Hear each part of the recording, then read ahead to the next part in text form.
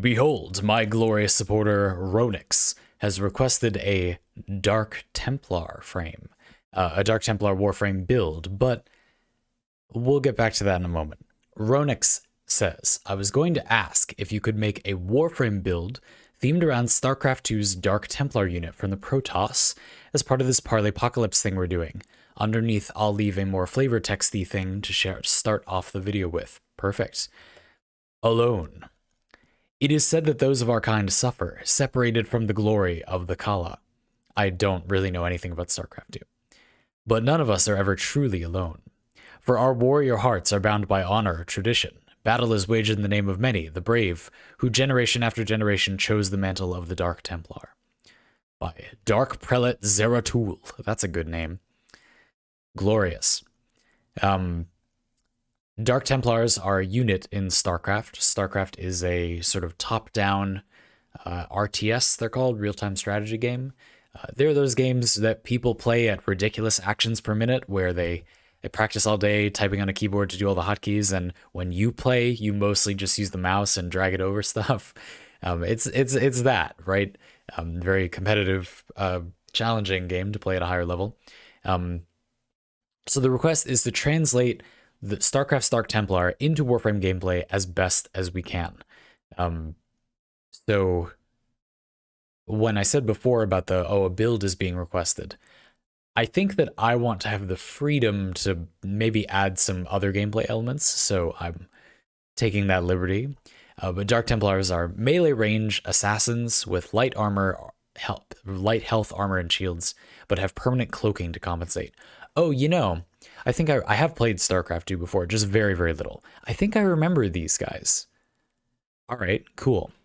Let's read more about their abilities, so somewhere to start. During StarCraft 2 Legacy of the Void, they possessed Shadow Fury. When cast, the Dark Templar warps and strikes multiple units rapidly, almost identical to Ash's Bladestorm, okay? And a short distance teleport. The Avenger, second cloaked assassin option, replaces Shadow Fury with an emergency teleport ability. Upon taking fatal damage, the units warp back to base, and all of their shields and health are fully restored. Ooh. OP. The final variant, Blood Hunter, has the ability Void Stasis, which will stop a targeted structure ground unit, and also disable their detection abilities should they possess them. Cool. Okay. That is a lot to work with. So what immediately comes to mind is that Warframe is a game where a lot of these mechanics could make a lot of sense because it's a ninja game, but after all, Warframe is not actually all that ninja-y. I think that the way Warframe is currently doing the best job of making the player feel like a ninja or an assassin, despite the fact that it's a horde shooter, is by creating some effect when you kill one enemy super a lot, or allowing you to rapidly kill many enemies super a lot, but individually in some way. So Ash's Bladestorm is a really good example. If you want an assassin or a ninja to feel good in a game like Warframe, that's what you have to do. So let's just talk generally. I do think Ash's Bladestorm, and maybe we could rework Ash a little bit, would be a good choice. It sounds like there are a lot of similar things to what you're describing. That sounds cool. So what I'm going to do is suggest a few weapons that remind me of this strategy, and then hopefully a little retouch to Ash, since it sounds like some of the abilities are similar. Some teleports, the stealth, and Bladestorm. So one thing that comes to mind, having not played StarCraft hardly ever and in a very long time, I don't know if these units are, so they're always stealthed, but do they emerge when they are attacking? Surely they're not invisible while they're attacking. That's absurd. They probably are, for all I know. Anyway, I'm going to assume they're not. That reminds me a lot of the Skiajati, a weapon that I feel like could use a lot of... This has basically just become, what are things in Warframe that are similar to Dark Templars from StarCraft 2, except they're bad, so let's make them better. That's what I'm going to do. I hope that's okay. The Skiajati. So for people unfamiliar, the Skiajati is an Ikana. You get it as part of story quests, so you likely have it. You do, right? I'm pretty sure it's with Umbra. If you do a finisher with it, you stealth, but the stealth is broken by doing damage. You can finish her over and over again, I suppose. And Nikanas have pretty okay finisher damage as well. I mean, finishers pretty much just kill things in Warframe. Counterattack finishers pretty much just kill things in Warframe because they pierce armor and do true damage. But in any case, they do a lot of damage and then you stealth in between. The Skiajati has kind of like whatever, not sure it matters all that much, stats.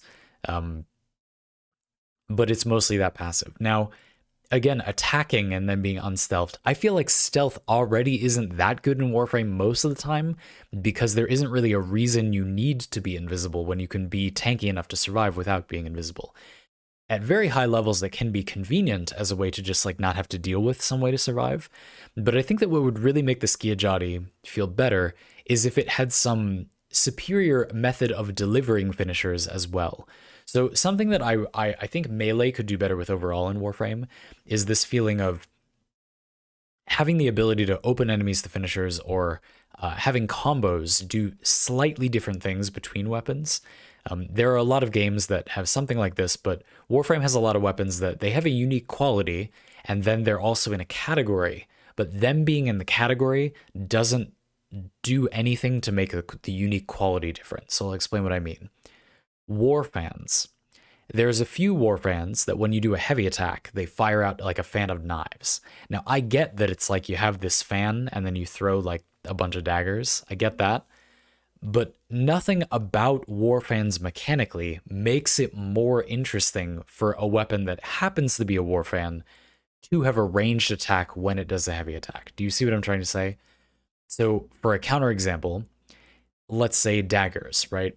If a dagger had a heavy attack that also fired a bunch of knives, daggers innately have 2-hit heavy attacks that force impact and slash. So rather than making it be that the unique mechanic where you throw a bunch of knives just does force slash procs, which is how it works with the warfans that do that, instead you could just put that effect on a weapon category where it would be more interesting, you know, like a dagger.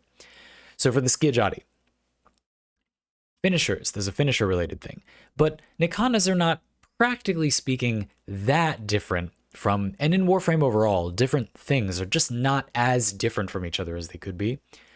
Let's make Nikanas just have really fast finishers, just like across the board, they have fast finishers. Or Nikana stances, there are more ways to more readily open enemies to finishers. Why not?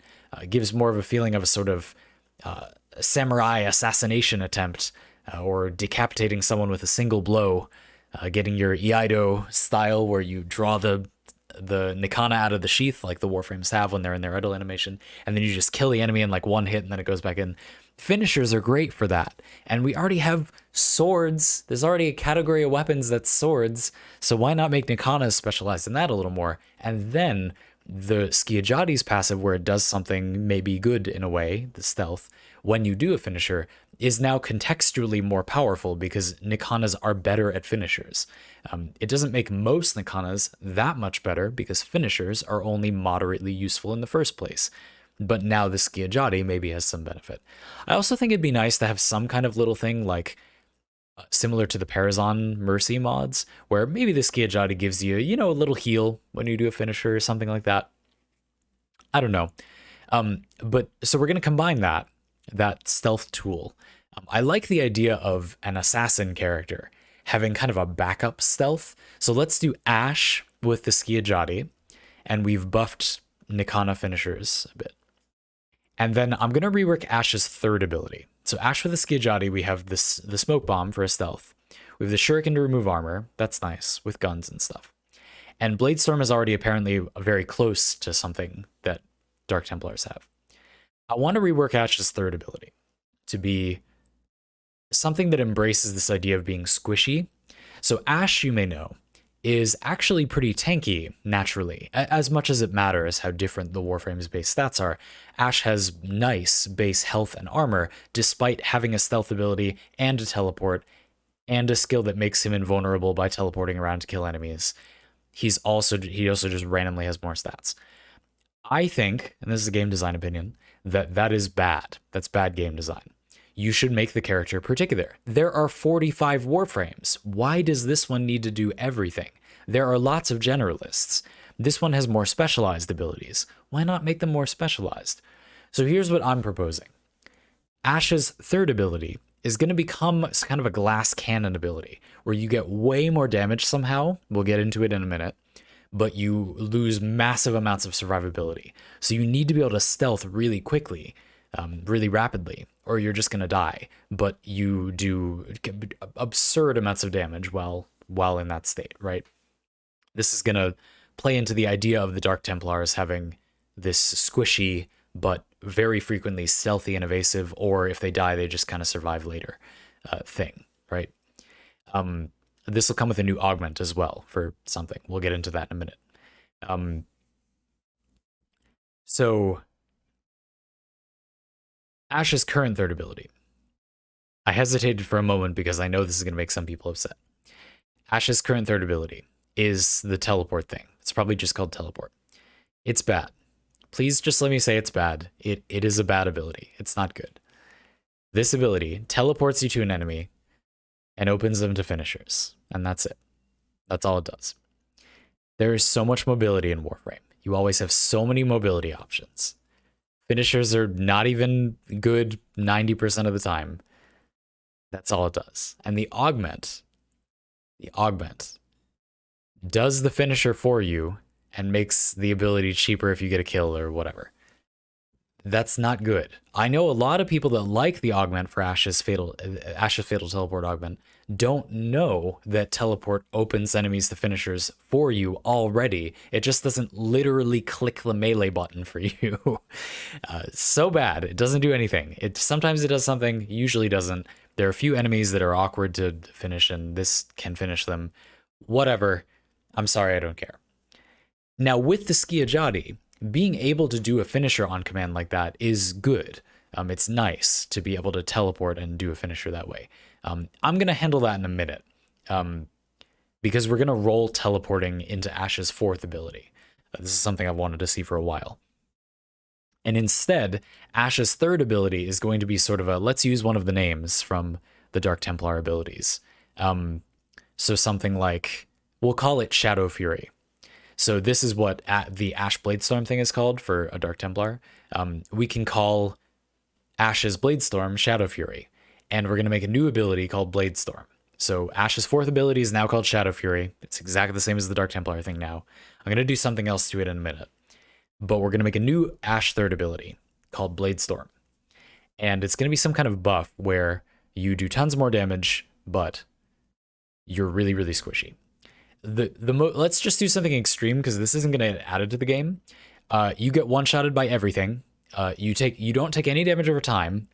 You don't take environmental damage. So if there's an effect on the ground, if you have slash proc on you or whatever, you don't take damage from those things. But any packet of damage kills you. You die. No shield gating. Shield gating is silly anyway. If there's other one-shot protection added to Warframe in the future that's actually good, that's disabled. You get one-shotted by everything. No quick thinking. Anything one-shots you. But you have some kind of enormous damage boost. Now, giving the player a huge percentage damage boost is not interesting or fulfilling our goals, because we already have a lot of abilities like that. Roaring is boring. But Roar is already Helminth shareable. Things like that, right? And we're trying to make an assassin or a ninja. So what we need to do is have there be some benefit for ninja assassinating things. It needs to somehow make us want to do single target damage and then reward us with effectiveness in a horde shooter, which means it's basically marked for death. Marked for death is a Helminth ability that you mark an enemy and then you do damage to them, and it spreads to, most of you probably know what that is, and marked for death. So we can't make marked for death. So what are we going to do? I think the most interesting way to do it is when you have Bladestorm active and you kill an enemy, enemies in a radius around that enemy. Oh no, I thought of something better. Okay, I was going to say they get debuffed and take way more damage. No. Here's the thing. The ability works like this. If you one-shot an enemy, you get a short-term buff. So you activate Bladestorm, and then it's going to be a toggle. Like, you drain energy, you're one-shotted by everything, and while you have it toggled, you have this effect. If you one-shot something, you get a buff for a few seconds that makes you one-shot everything as long as you only hit one enemy at a time. So if you finisher a dude and they die from the finisher, it kills them in one hit, which you can easily get finishers to do that up through steel path enemies. Like that's okay, easily, but you can do it, you know. Then for the next like 3 seconds, single target hits always one shot things. But again, during this entire time, you have to pay energy, you get one shotted by any damage, and you have to stop and kill just one enemy in one hit. But then as a reward, you now would just instantly assassinate anything you touch. So you do a finisher, and then we're talking, you know, you take a rapid fire pistol and go ba ba ba ba ba, and all those enemies just die. Even if it's like an unranked Mark 1 Furus, and the enemies are level 150 Steel Path Heavy Gunners, and they just all die. But you have to be very fast. The buff should be like 2.5 seconds or something, not affected by duration, something like that, right? Or like 1 second and it's affected by duration. So you can stack a 300% duration and it's still only 3 seconds. Or if you have negative duration, it barely does anything. Yeah, let's do that. That's better. Finally, I'm going to roll teleport into Ash's Blade Storm. Now it's called Shadow Fury. At the moment, when you use Ash's Blade Storm, Ash's live Blade Storm, I'll stop calling it Shadow Fury, but anyway, that's what I would do if it were me. At the moment, you turn it on and then you paint targets, and then your clones go out and do the thing, and you can join them by doing a different command. What I think would be cool is if we could just roll together. It's like an assassin-y ability. So it can be, you know, held or something to be a teleport. And then you tap it to paint targets and then tap again and it goes. And then the hold function is always Ash's teleport ability that opens enemies to finishers and is not usually that great, but is good with Blade Storm that we redesigned for his third ability. And that makes it make a little more sense that you would hold on the targets of your marks where your clones are killing enemies to teleport in and join them, because holding the fourth ability already is a teleport. That's what I want. So finally, we have the full rework here. We have an Ash that has been reworked to be able to become very squishy and commit glorious slaughter by one-shotting enemies, probably with finishers, and still has teleport, so can open enemies to finishers and kill one enemy super a lot, and still has Blade Storm, but it's called Shadow Fury now. Shadow Fury. And we've modified the Skiajati so that it's a weapon uniquely suited to this. Nikanas do nice finisher damage, but we've made them faster when doing finishers, very good when you get one-shotted by any damage. And you you still stealth. That was the thing before. Sorry, I got distracted because I was thinking about it. And you have another stealth because you have Ash's Smoke Bomb. Very nice. So now you have kind of the full package. You can be an assassin, you want to kill one enemy super a lot, and that's somehow still efficient in some way, even in this horde shooter. Also, if we were worried about how the balance of long runs, you know, like survival, endurance for 3 hours, I don't think anyone should be worried about the balance of that part of the game, but if we were, this completely breaks that in half like a twig, and I don't care at all, and it's my parlay, so I'm designing it like that. So yeah, I don't know, that sounds fun. When I first looked at this question, I thought I was going to talk more about how to try to get that playstyle to be in the game already, but what's true is that assassinating and being stealthy are so at odds with the game that Warframe is, that I think it's better to rework parts of the game to be like that. And that's a fun exercise because Warframe reputes itself to be about being ninjas and assassins and some degree of subtlety, but it's just not at all. And I hope you can see how with this design example, you could make it be like that, possibly. I do think that maybe AoE weapons do a little bit too much damage for it to... There's only so far you can go, you know, by making Ash have an ability that where you can gain the ability to just one-shot anything. We're treading on careful ground here where you can now go no further. And a lot of the time you can one-shot a bunch of enemies. Like for that to be good at higher levels, if you have fully built out weapons, you already can one-shot whole groups of enemies up to like level 80, you know? I mean, higher, if I guess, but very easily is my point. And so needing to go through some hoops or be vulnerable or whatever in exchange for being able to do that, it's already debatable how valuable that is, which is kind of a difficulty of Warframe's design, but it still sounds kind of fun. Come on, it totally does. Ronix, thank you for the glorious Parley request, and I hope you enjoy my Dark Templar edition of Ash and the Skiajati.